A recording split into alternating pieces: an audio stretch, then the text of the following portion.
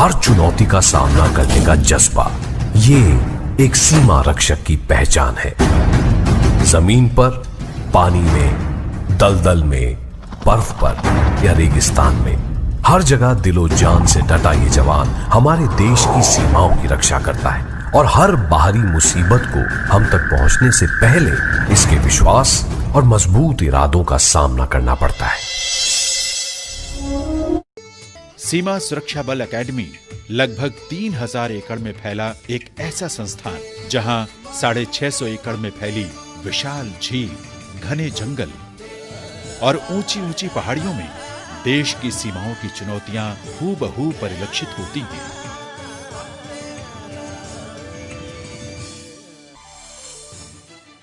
प्राकृतिक खूबसूरती ऐसी कि विदेशी परिंदे भी अपना बसेरा बनाने को खिंचे चले आते हैं। स्पेशलिस्ट ट्रेनिंग स्कूल सीमा सुरक्षा बल के उद्भव के साथ ही प्रशिक्षण के लिहाज से सबसे पहली जरूरत थी अधिकारियों व अधीनस्थ अधिकारियों का बुनियादी प्रशिक्षण। इस उद्देश्य की पूर्ति के लिए 1966 में स्पेशलिस्ट ट्रेनिंग स्कूल की स्थापना की गई। एकेडमी में दिए जाने वाले बुनियादी प्रशिक्षण के 2 महत्वपूर्ण पहलू हैं। एक है इंडोर ट्रेनिंग और दूसरा आउटडोर ट्रेनिंग। आउटडोर प्रशिक्षण के तहत शारीरिक दक्षता का विकास, हथियारों के इस्तेमाल और युद्ध के समय काम आने वाली सभी योजनाओं के सफल क्रियान्वयन के कौशल को विकसित किया जाता है। टैक्टिकल विंग अकादमी के प्रशिक्षण तंत्र का एक प्रमुख अंग टैक्टिकल विंग यानी सामरिक विभाग, जहां सेवारत अधिकारियों को विभिन्न कोर्सेज के माध्यम से तराशा जाता है।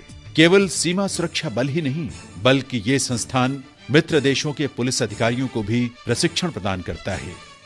इसके अतिरिक्त अकादमी के कमांडो स्कूल का संचालन भी टैक्टिकल विंग के अधीन है। सुरक्षा की बढ़ती चुनौतियों के मद्देनजर सामरिक योजनाओं की आधुनिकतम प्रणाली के जरिए प्रशिक्षित कमांडो प्रहरी सीमाओं के साथ साथ आंतरिक सुरक्षा में भी अपना योगदान देते हुए देश की सुरक्षा में हर पल तत्पर रहते हैं।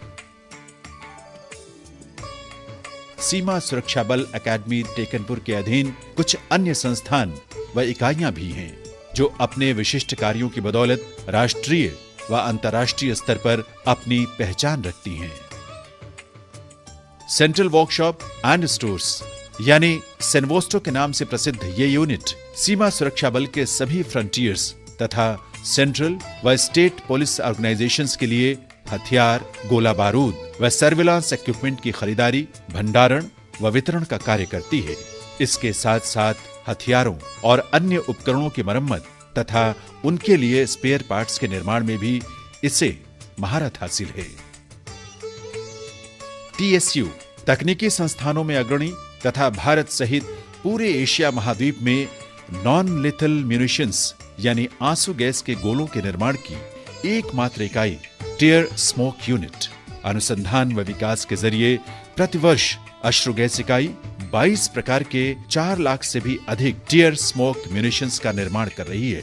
कानून व्यवस्था के क्षेत्र में टियर स्मोक यूनिट देश के सभी केंद्रीय व राज्य पुलिस बलों की टियर स्मोक म्यूनिशंस की जरूरत को पूरा करते हुए विदेशों में भी निर्यात करने में सक्षम होने के साथ ही मेक इन इंडिया के महान उद्देश्य को भी पूरा कर रही है। बॉर्डर के कुछ हिस्सों में सीजनली पानी भर जाता है, जिससे सिंपल पेट्रोलिंग भी मुश्किल हो जाती है। जवान अपनी पेट्रोलिंग ड्यूटीज घुटने तक के रबर बूट्स पहनकर करते हैं।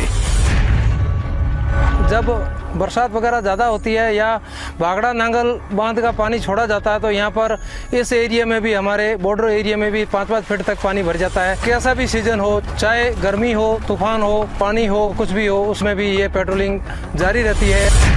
लेकिन इस बॉर्डर से साउथ में और आगे है एक ऐसा इलाका जो कहीं ज्यादा चैलेंजिंग है। यहाँ दूर दूर तक कुछ दिखाई नहीं देता, फिर भी साल के ज्यादातर समय खारे पानी से ढकी रहने वाली इस बंजर जमीन की बराबर चौकसी की जाती है। ये है ग्रेट रन ऑफ कच्छ, दुनिया के सबसे बड़े सॉल्ट डेजर्ट्स में से एक। ये है वेस्टर्न टर्मिनस पिलर 1175, इंडिया और पाकिस्तान के बीच आखिरी बाउंड्री पिलर। इससे आगे है क्रीक्स, स्ट्रीम्स और वाटरवेज का नेटवर्क जो अरेबियन सी में मिल जाता है। और ये है सर क्रीक, इंडिया और पाकिस्तान के बीच डिस्प्यूटेड खाड़ी। समंदर शांत दिखता है, लेकिन साइक्लोनिक विंड्स 1 मीटर ऊंची लहरें उठाकर ऑपरेशंस में रुकावट डाल सकती हैं। समंदर में मौजूद बॉर्डर्स की चौकसी के लिए बीएसएफ का अपना वाटर विंग है। नदियों और समंदर की पहरेदारी के लिए इन फास्ट अटैक क्राफ्ट्स में लगे अल्ट्रा मॉडर्न कम्युनिकेशन सिस्टम्स इस्तेमाल किए जाते हैं। इस वेसल को हम रात को दिन में कभी मूव कर सकते हैं। लेटेस्ट टेक्नोलॉजी के हमारे जीपीएस है, रडार है, इको साउंडर दे रखा है, तो ये इसमें लेटेस्ट मैप्स इसमें फीड कर रखे हैं। इसमें हमने रूट मार्क कर रखे हैं, रात को सुबह हम कभी इसमें मार्च कर सकते हैं। सावला पीर क्रीक्स में ये एक ऐसी लैंड आउटपोस्ट है जो कई किलोमीटर के इलाके में हाईएस्ट पॉइंट है। बॉर्डरमैन हाई बूट्स और एंकलेट्स पहनते हैं ताकि उनके पैर जानलेवा सांपों से बच सके।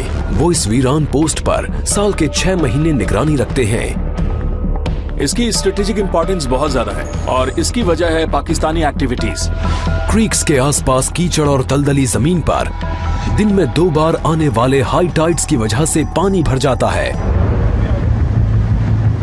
इस जियोग्राफिकल चैलेंज को कंट्रोल करने के लिए स्पेशल स्किल्स की जरूरत होती है और ये क्रीक क्रोकोडाइल कमांडोज पानी और दलदल दोनों में काम को बखूबी अंजाम देते हैं। क्रीक्स में आने के तमाम रास्तों से घुसपैठ का खतरा बना रहता है। पड़ोसी की पकड़ी गई ये बोट्स इलाके की स्ट्रेटेजिक इंपॉर्टेंस की तरफ इशारा करती हैं। ऐसा इलाका जहां बॉर्डरमैन का इम्तिहान उस पार बैठा दुश्मन ही नहीं, यहां की जमीन भी लेती है। हजारों किलोमीटर दूर इंडिया के ईस्टर्न फ्रंट पर पड़ोसी बांग्लादेश का रुख दोस्ताना है, लेकिन फ्रेंडली बॉर्डर की पहरेदारी में अलग तरह के चैलेंजेस होते हैं, जैसे कैटल स्मगलर्स।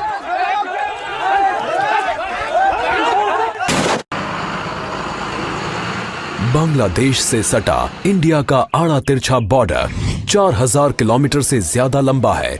इसे रेड क्लिफ लाइन भी कहते हैं। ये न्यूयॉर्क और लॉस एंजलिस के बीच के फासले से भी लंबा है। त्रिपुरा इंडिया का ये तीसरा सबसे छोटा स्टेट 3 तरफ से बांग्लादेश से घिरा हुआ है। Indo Bangladesh border Tripura 1600 hours.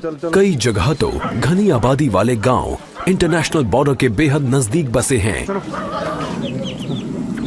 ये जो 2033 बॉर्डर पिलर है, ये बिल्कुल ये जो एक फैमिली है, इसके 2 भाई अभी बांग्लादेश में, 2 इंडिया में, और उनकी जो परिवार है ये दोनों आधा आधा बटा हुआ है और ये बॉर्डर पिलर इन दोनों को मतलब आधा आधा करता है। इस इलाके की पुलिसिंग एक उलझन भरा काम है क्योंकि कई बड़ी एक्सटेंडेड फैमिलीज बॉर्डर के दोनों तरफ रहती हैं। हम लोग ऐसा कोई महसूस नहीं हुआ ये इंडिया है या बांग्लादेश है। हम लोगों का बहन भी वापस शादी हो रहा है, मेरा भाई भी वापस शादी हुआ है, मेरा काका भी उधर की शादी करने वाला है, मेरा नाना का घर भी उधर ही है। लेकिन आबादी से दूर घनी हरियाली से ढकी त्रिपुरा की लो हिल्स मुसीबत पैदा करती हैं। बॉर्डरमैन को यहाँ मस्कीटो नेट फेस मास्क पहनकर चौकसी करनी पड़ती है क्योंकि इस इलाके में है दुनिया का deadliest malaria parasite plasmodium falciparum. Local इसकी ट्रीटमेंट का कोई यहाँ पर प्रावधान नहीं है और हम लोगों को इन बंदों को जो है हेक्टर से इवैक्यूएट करना पड़ता है और चूँकि यहाँ पर रोड कनेक्टिविटी नहीं है और इस वजह से जो है इसमें कई बार ले जाने में काफ़ी दिक्कत होती है और बंदा लेट होने से जो है उसकी जान भी जा सकती है। क्रू को भी ये नेट्स पहनाए गए हैं। ये यूनिफॉर्म्स लाइफ और डेथ के बीच बारीक शील्ड का काम करती हैं और ये खतरनाक इलाका ही इनका असली दुश्मन है। त्रिपुरा के साउथ वेस्ट में 300 किलोमीटर से थोड़ा आगे बीएसएफ के ये जवान रात में चौकसी कर रहे हैं। यहाँ चैलेंजेस बिल्कुल अलग हैं। North 24 Parganas district west Bengal 200 hours. Thermal imager पर सस्पिशियस मूवमेंट पकड़ी जाती है। मैंने हैंड हेल्ड थर्मल इमेजर के मॉनिटर पे अभी देखा कि IBBR 500 मीटर पीछे जाम खड़े हैं। 10 से 15 कैटल का मूवमेंट है और उनके साथ लगभग 20 से 25 लोग भी हैं जो IBBR की तरफ बढ़ रहे हैं।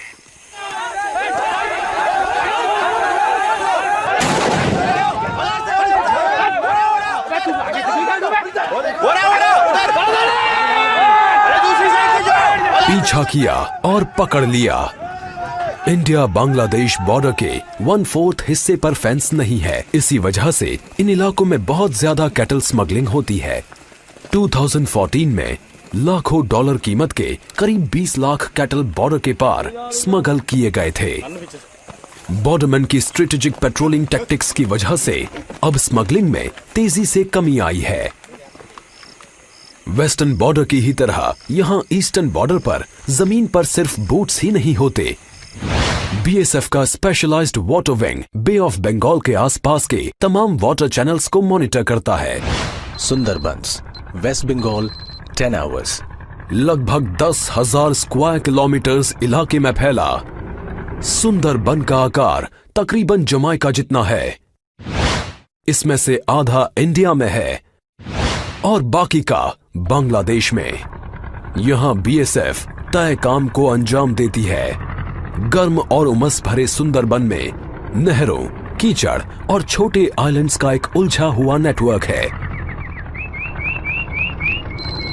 इलाका दलदली है और इसकी वीरानियों में मंडराते हैं जानलेवा क्रीचर्स, डंक मारने वाले से फाड़ डालने वाले तक। दुर्गा उन 3 फ्लोटिंग बॉर्डर आउटपोस्ट्स में से एक है जहां BSF सुंदरबन के आसपास के दूर दूर तक फैले रिवराइन बॉर्डर को मॉनिटर करने के लिए इस्तेमाल करती है। 353 टन का हर वेसल लैस है इको साउंडर्स और सैटेलाइट नेविगेशन इक्विपमेंट से, ताकि जवान इस बदलते मंजर पर महारत हासिल कर सकें। दुर्गा में रहते हैं 30 बॉर्डरमैन। बाकियों की तरह ये लैस हैं 4 फास्ट पेट्रोल बोट से, जो स्मगलिंग और घुसपैठ को कंट्रोल करने के लिए फ्लोटिंग चेक पॉइंट्स की तरह काम करती हैं।